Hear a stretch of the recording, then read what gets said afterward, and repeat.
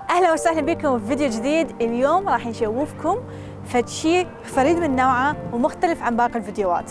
اكو مشروع جديد حاليا موجود بمنطقه ساوث وينزر بوينزر اونتاريو، والناس اللي عايشه بوينزر تعرف ايش قد هاي المنطقه مميزه وايش قد هوايه عليها طلب من ناحيه الايجار ومن ناحيه الشراء هماتين.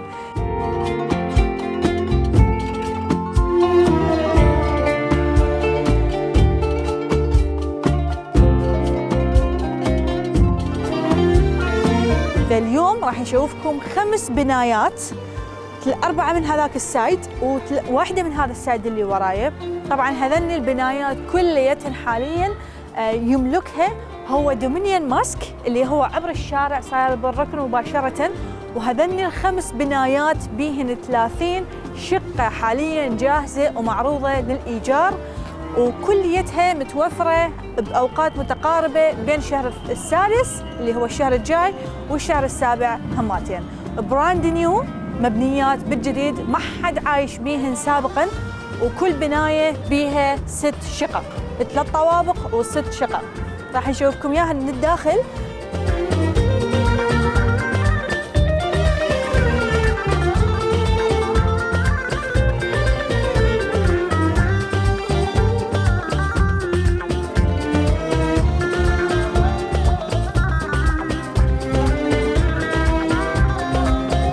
شوية نحكي لكم عن البناية من الخارج. طبعا البناية من الخارج كلها عبارة عن الفينشز مالتها هي حجر، طبعا حجر من كلش شيء غالي من يفنشون البنايات وصارفين عليها كلش هواية. هسه تشوفوها من الداخل كل شقة هي اندبندنت يسموها، يعني معتمدة على نفسها 100% من ناحية المي الحار من ناحية الغسالات. هذا من الخارج اللاندسكيبنج كلش حلو ومرتب، وهنا عندنا مساحة كبيرة كلش للباركن لوت. كل شقة لها باركن لوت واحد، وممكن انه يكون لها باركن لوت ثاني اذا واحد عنده سيارتين. فخلينا نطب حاليا ونشوفكم. طبعا هاي البناية هي رقم 500، هذيك البناية 500 وهاي البناية 400 واكو 300. سيف شوفوا من ذيك الصفحة 300 201 100. طبعا يبدا من هناك بالتدريج الى ان يجن الى ال500، وهاي ال400 هسه راح نشوفكم اياها بالطابق الفوق الاعلى، وراح نشوفكم الفيو مالتها من الجامع. طبعا ساره شغله حلوه كلش هي بهذه العمارات انه كلياتها مطلات على المسجد، فمن بالضبط. اي شقه او من اي عماره انت سكنت بيها هي مطله على المسجد. بالضبط صحيح. فخلينا حاليا نروح نشوفكم الفيو من فوق وشلون الشقة راح تكون بيرفكت. تعالوا ويانا. هاي هي الدخلة، وطبعا بكل بيلدينج عندنا كل بناية بها مصعد يصعدك إلى الطابق الفوق وينزلك إلى الطابق التحت. من هاي الصفحة عندنا شقة، وهي هاي أرخص شقة هماتين تكون. صايره شويه هي مو بيسمنت لانه هي فعليا الشبابيك مالته كلش كبيره والسقف مالته كلش عالي، بس راح نشوفكم بنهايه الفيديو. الشقه هاي هي ارخص شقه ابتداء من 2200 الى اغلى شقه هي 2500، وهي هاي اكبر وحده وتكون على الطابق الاعلى. فخلينا نروح نشوف لكم اياها هسه. طبعا هذا الطابق هو الطابق الاعلى والطابق الثالث بالبنايه هاي. ذيك الشقه هي رقم 460، المساحه مالتها 1250 سكوير فوت، واللي هي اكبر شقه تكون بكل بنايه. وهاي الصفحه دائما تكون هي الاصغر والارخص هماتين، والسبب انه ذيك اصغر بسبب المصعد من هاي الصفحه حاطيه هذا المصعد هنا. وطبعا هو شيء حلو هماتين انه مو فرق كبير، هو بس مجرد 100 سكوير فوت بس يفرق لك $100 بالشهر. وهذا الشيء يعطي فرصه لهوايه ناس انه تجي وتسكن بهاي البنايه. خلينا نطب هسه حاليا للغرفه الاكبر والاغلى، سعرها $500 ايجارها بالشهر، ومساحتها 1250 سكوير فوت. طبعا الغرفه الشقه اول ما تدخل لها راح تطب من هاي الصفحه اكو غرفتين. هاي الغرفه هي الماستر بيدروم. الغرفه كلش كبيره مساحتها، وطبعا حاطين هم ستيجنج غراض مأثثيها على مود يشوفك المساحه بالضبط شلون راح تبين بعد ما تحط الاثاث مالتك. وصراحه الغرفه كلش كبيره وبيها الشبابيك كلش حلوه. الشبابيك تطل هاي على الباركن لوت، بس اكو شبابيك ثانيه بالمقدمه هسه تطل على الشارع الامامي. هنا عندنا واكن كلوزت مخصص بس لهاي الماستر بيدروم. والحلو بالشقه هاي كليتها انه انت بالتوب فلور، يعني ماكو احد فوقك بس اكو ناس تحتك. والشغله الثانيه هماتين السقف مالتها كلش عالي. طبعا حتى اذا واحد يسكن بالطابق المتوسط الثاني هماتين عادي، لانه العزل كلش قوي.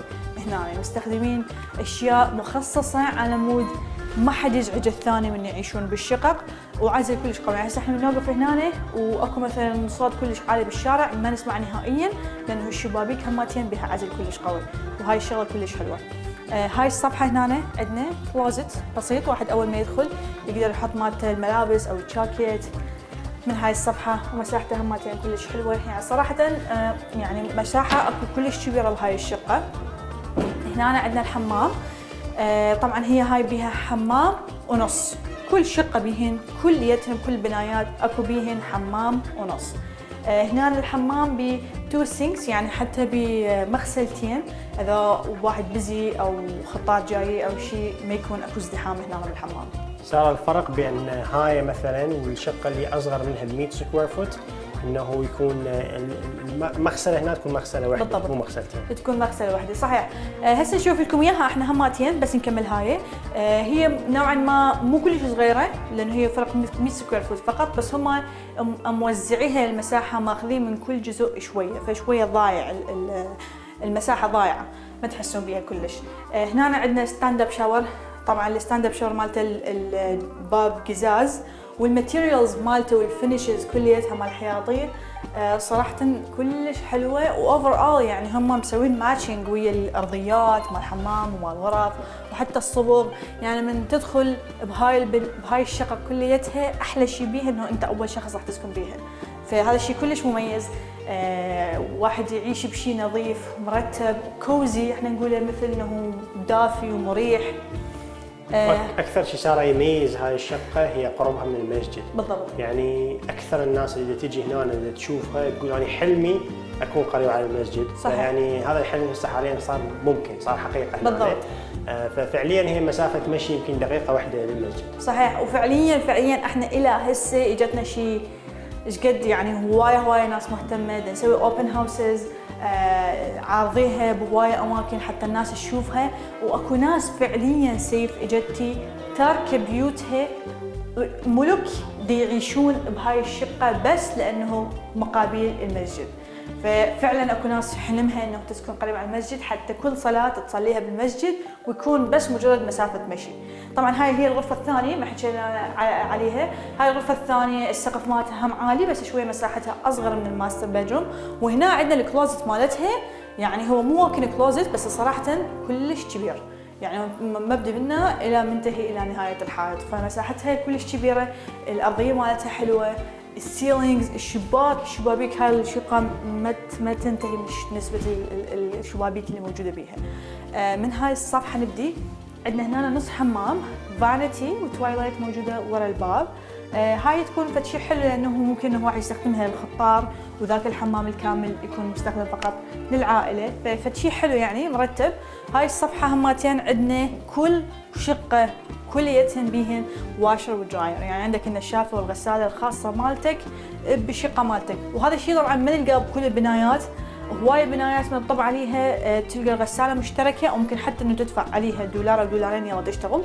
والشغله الميزه الثانيه هماتين انه هنا عندكم الهوت ووتر تانك، الجيزر مال مي الحار موجوده هنا فقط لهاي الشقه. كل شقه بيها جيزر، وهنا هاي الكتريك بانل السلكة مال الكهرباء والفرنس هماتين، فشقه معتمده على نفسها 100%. وبس هاي الكل هماتين. صاروا كلش حبيت الفكره انه عندهم كابينتس هنا بهذا المكان. بالضبط. يعني هم ماخذين بعين نظر الاعتبار انه هاي شقه فالناس تحتاج مساحات التخزين الاضافيه. صحيح. فهنا حاطين كابينات هوايه وجرارات وفشي كلش مرتب صراحه، حتى سينك موجود هنا. صحيح. وطبعا الواحد من يعيش بشقه الحلو بيها انه الناس اللي داير مدايرك او النيبرهود الحي اللي انت عايش بيه مستوى الناس يكون زين. وهذا الشيء متوفر هنا 100%، لانه اصلا الشقه براند نيو، ومو اي شخص مثل ما نقول يجي يعيش بهيك مكان بهيك مكان رفاهيه يعتبر براند نيو. فاغلبيه الناس او خلينا نقول كل الناس اللي حتعيش بهاي الشقه راح تكون ناس هاي كلاس، ناس يعني تشتغل تعبانه على نفسها وناس زينين هماتين. وما عدا هاي احنا بساوث وينزر. ساوث وينزر اصلا هي منطقه تعتبر غاليه، فالناس اللي بيها حتكون كلش خوش ناس يعني ان شاء الله. وهنا عندنا هي غرفة الجلوس، غرفة الطعام والمطبخ هماتين. طبعا كلش سبيشس، كلش مفتوحة على بعضها وكلش كبيرة ونفخة. ما ادري انا شخصيا احس من اطبلها كلش ارتاح، لانه كلش احسها مريحة، وانه ممكن انه بيوم من الايام اعتبرها اعيش بيها. ما عندي مانع يعني صراحة انه اعيش بهيك مكان، يعتبر شيء كلش حلو ومرتب، وانا متاكده اذا اسكن بهيك مكان راح ارتاح به. المطبخ عندنا كبير وحلو يعني، مع العلم هي بس غرفتين نوم، بس المطبخ كبير يعني ممكن انه يكون يكفي عائله 4 اشخاص او ممكن 3 او ممكن 2 وياهم طفل، او ممكن حتى ممكن تكون 5 اشخاص. عندنا المطبخ طبعا كبير، وهنا عندنا الماتشنج شويه مختلف بين البياضات وبين الميدل ايلاند. ميدل ايلاند اشوف سيف شلون كلش كبير نسوي بالوسط، وما عدا هاي ضايفين ستولز هنا 4. انا اشوف شويه بزي 4، ممكن انه تكون 3. وهاي الصفحه عندنا جوزي، هاي الميدل ايلاند لونه جوزي، وهنا عندنا ابيض. الابلاينسز كليتها براند نيو. هاي عندنا ديش واشر، غساله صحون، وعندنا طباخ، مايكروويف، وعندنا الثلاجه همتين كلها هنا براند نيو. صار بالاضافه انا اشوف المكان مرتب وكلش يعني مهتمين به. البولدر اللي بنى هذا البيت هو روساتي، فيعني واحد من اشهر البولدرز اللي موجودين بوينزر، يعني من الثمانينات او من السبعينات صار له يعني، فالاكسبيرينس توب. فلذلك تشوفون ان جوده النتيجه النهائيه اللي طلعت وياهم بهذا المجمع صراحه ولا اروع. يعني تحسه مو انه بس مكان عملي وقريب على الجامع، وانه مكان فعليا فخم وراقي. بالضبط، تحسه وكانما مو مثل الشقق العاديه اللي ندخل لها، تحسه وكانما عبالك مثل ما نقول هوتيل، يعتبر مثل فندق في مكان ترفيهي يعني من الطبله ترتاح فعليا. ومو يعني كلش بيرفكت، يعني شلون اوصف لكم اياه، بس فشي كلش مريح صراحه. ومثل ما قال سيف روساتي، طبعا سيف اكو هوايه ناس جتني بالاوبن هاوس بس على مود تشوف البناء روساتي شلون بنى الخريطه مالته. اكو ناس عندهم مثلا قطع ارض، قالوا لي قطع ارض فارغه ونريد نبنيها، فاجينا ناخذ فكره عن اللي بناه روساتي هنا وشنو الديزاين اللي هو مسويه، على مود هم هماتين ممكن يشتغلون وياه ويسوي لهم يبني لهم البيت اللي يريدوه او البنايه اللي يريدوها على قطعه الارض مالتهم. فكلش معروف يعني، وشغله كلش مميز. اكو شغله حلوه هنا هماتين. الميزه الثالثه، طبعا هواي ميزات بس هاي اكو ميزات ما تلقوها بكل الشقق، مثل هذا الباب. هذا الباب هو اكزت ثاني، احنا طبينا من هناك بس هذا هو اكزت ثاني للشقه هاي. وطبعا مو بس هاي الشقه، 30 شقه كلهم بيهن 2 اكزتس، بيبان 2 واحد يطلع من عندهن. بس الشغله انه مثلا الكبار بالعمر وما يقدرون يصعدون درج، ما راح يستعملون هذا الدرج هوايه، بس للعوائل ممكن، لانه هنا ماكو مصعد بس من ذيك الصفحه. بس هذا الباب يطلعكم مباشره على الباب الرئيسي مال البنايه تحت، لانه البنايه بيها بابين، اكو باب خلفي يطلعكم على الباركنج لوت، واكو باب امامي يطلعكم على الرصيف، وممكن واحد يطلع من عنده وراسا يعبر على الجامع اول ما يريد يتمشى على الرصيف. طبعا خلينا نشوف هسه الجزء المهم اللي هو الشبابيك اللي هنا وين تطل بالضبط. تطل على المسجد، فاذا تباعون من هنا خاصة بالليل راح تشوفون حتى من الشبابيك مال المسجد راح تشوفون الناس واقفة وقاعدة تصلي. ويوم الجمعة مثلا بصلاة الظهر يعني هذا الباركنج لوت هنا ماكو مكان، ماكو محط رجل، واحد من يطب ويطرق سيارات ويشوف الناس كليتها ورايحة ودا تصلي وبزي كلش. فالاجواء فشي صراحه احنا نفتقدها يعني، بس هنا راح تكون متوفره لك، بس مجرد انه تطلع عليها من الشباك راح تشوفها. اضافه صغيره انه ساره هذا هو اكبر جامع بوينزر واكثر جامع مشهور هماتين، فيعني مثلا بس صلوات الجمعه تصير 3 صلوات هنا وكليتها بيزي، الباركات تقبط والشوارع تقبط هماتين. برمضان صلاه التهجد، صلوات التراويح، بالضبط كليتها الناس ما تلقى اصلا مكان توقف سياراتها. فيعني وقدام هذا اصلا بس من انبنى هذا الجامع هو رفع اسعار العقارات بالمدينه هاي كليتها بهذا المربع الدائره دايره، فيعني انه واحد يكون قدامه في شيء كبير. بالضبط، والمسلمين هوايه يحبون هاي المنطقه لانه هي قريبه على واحد من اكبر الجوامع بوينزر. ونرجع ونقول مره ثانيه انه هاي البنايات كلها انبنت عن طريق المسجد وهي ملك للمسجد، واحنا حاليا نمثل المسجد على مود نساعدهم دا يأجرون هاي الشقق كليتها. فاذا عندكم اي استفسار على اي وحده من الشقق هذني على اسعارها او المساحه او اذا تريدون تشوفوها شخصيا تواصلوا ويانا، انا وسيف ارقامنا راح تكون على الشاشه. وهسه خلينا نروح ونشوفكم الشقق البقيه.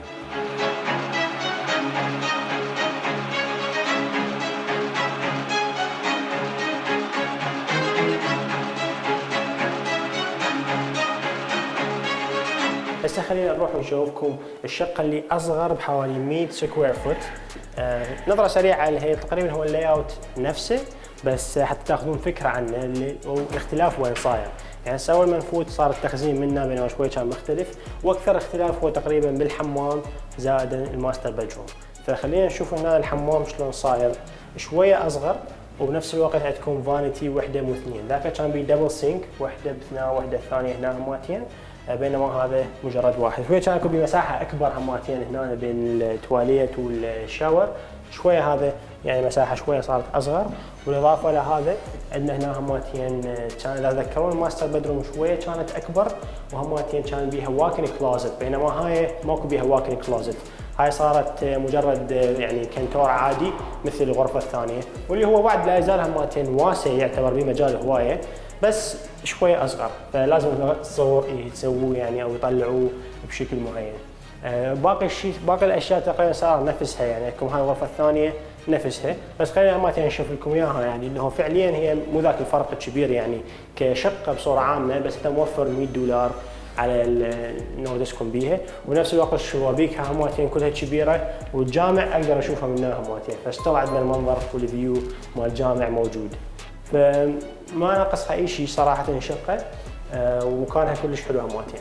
سيف، أنا أشوف أنه هذا التنويع شوية بالأسعار وبالمساحة دي ينطي فرص أكثر للناس، أنه ممكن حتى إذا واحد ما يقدر يدفع 2500 ممكن هم ستيل يقدر يعيش هنا، بس راح يدفع رقم أقل حتى لو المساحة شوية أصغر. بس أكو ناس ما عندها مانع أنه ممكن عدد العائلة يكون صغير، فأقلها عندها الفرصة حتى تجي وتسكن بهيك شقق قريبة على الجامعة. بالضبط، يعني الفرق من 2200 عندنا إلى أرخص شقة إلى 2500 بالشهر الأغلى شقة، ففرق شيء $300. اكو ناس مثلا صار ما عندها مانع تعيش جوا. طبعا هاي هماتين المكان مال اللانجري كليتهن راح يكون بيهن لانجري، هاي بعدها بس مالاي فيها، وكليتهن بيهن هماتين الميكانيك روم يعني تانكي المي الحار، بالاضافه الى هماتين الفرنس. هذا هنا هو الحمام اللي 1.5، فنفس الشيء بالضبط. هنا عندنا الفانيتي وورا الباب صايره التواليت، فتقريبا من المكان كليته نفسه. ومثل ما تشوفون نفس الفيو حتى عندنا هنا، ففعليا اللي قاعد هنا ما خسران شيء، لانه الفيو هي نفسها مقابل الجامع. هاي هنا مو ستيجد، يعني ماكو اي اثاث هنا موجود، فلذلك ممكن واحد اذا باع عليها هيك يحسها مثلا مساحه. بس انا تبين عندي سيف المساحه بالفيديو تبين صراحه كلش كبيره، وهي فعلا كبيره. هي يعني كبيره، بس ممكن واحد من يشوفها ويشوف الغراض، لان هاي الغراض عاده تكون ترتبت عن طريق شركه، فيعني يكونون عندهم رؤيه انه شلون راح تصير الغراض وشلون راح تصير الترتيبات، التلفزيون وين. وطبعا الدقه اللي مشتغل بها البلدر اشوف لكم اياها، صار حتى على الحياطين اكو حاطين مثلا بلاك لي فوق وحاسبين حساب انه التلفزيون راح يكون هنا. فيعني التفاصيل هاي كلش حلوه انه واحد يكون مهتم بيها، انه هذا هنا البلاك التلفزيون حتى الوايرات ما تكون نازله، شغلت له خاماتين البولدر مهتم بيها، لانه هذا طابق مرتفع هنا، فمحسبين حساب انه هذا من ينفتح ما ينفتح اكثر من هيك، حتى خاف طفل هنا راح يجي مثلا المدرسه يمد ايده او يحاول انه حتى ما يوقع الطفل، لانه ماكو حديد خارج هذا يعني، فيكون مفتوح بس لهالقد. وفعليا هذا كلش كافي انه يفوت الهواء، لان هي فكره الشباك حتى بس يفوت هواء يعني. هاي ملاحظه حلوه هسه انتبهت عليها. فيعني هوايه اكو اشياء مهتمين بيها وحاسبين حسابها، وهذا شيء كلش مميز. ونفس الوقت عندنا هماتين 2 دورز، الباب اللي هنا الواحد والباب الثاني هماتين هناك مثل ما شفنا بالشقه الثانيه. المطبخ ابلاينسز نفسها، ومثل ما قال ساره صراحه كلش روعه كلش مميزه. وعندنا الفيو مال المسجد هي الشيء اللي دومينيتد، يعني اللي كل الناس تجي هنا اصلا تسكن بهذا المكان على مود المنظر مال المسجد. وارجع اكرر مثل ما قالت ساره قبل شويه انه احنا الاشخاص الوحيدين مسؤولين عن عن ايجار العمارات الخمسه كليتهن. فحتى لو شخص مثلا انت تكون عايش بونزر وتروح للمسجد راح تسالهم عليها راح يرجعون يحولوك علينا. فارقامنا احنا موجوده على الشاشه وموجوده بالديسكربشن هماتين مال الفيديو، تقدرون تتواصلون ويانا مباشره. وراح اخلي لكم صوره للكيو ار كود لان احنا طريقه التقديم على هاي الشقه سويناها عن طريق الكيو ار كود. فتسوون له سكان بالتليفون وتفوتون على الكيو ار كود هذا وترسلون ابلكيشن اونلاين. بس ينترس اونلاين راح راسا يجينا. هاي اسرع واحسن طريقه لانه راح يجي بالتسلسل، واحنا اكو هواي ناس تقدم فنريد نمشي بالتسلسل حسب الناس اللي تقدم.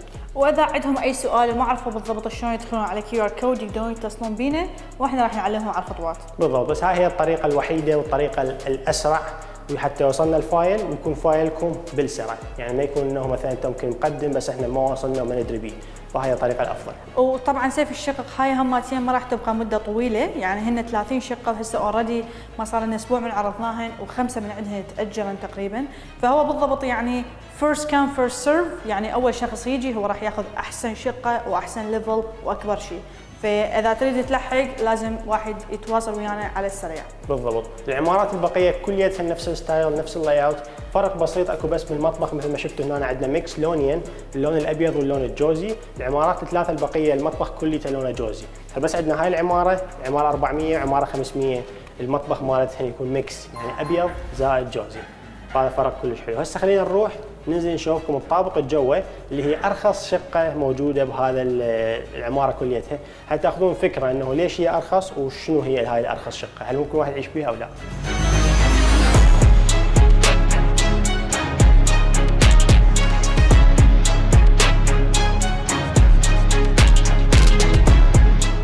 هسه احنا بالطابق الاخير ونفس الحاله عندنا همتين شقه هناك اللي هي 420 اللي ماكو مو من جهه المصعد شويه اكبر، وهاي من جهه المصعد شويه تكون اصغر 100 سكوير فوت، فهي تكون ارخص شقه حرفيا بهاي المجمع كليته اللي هي سعرها 2200 دولار.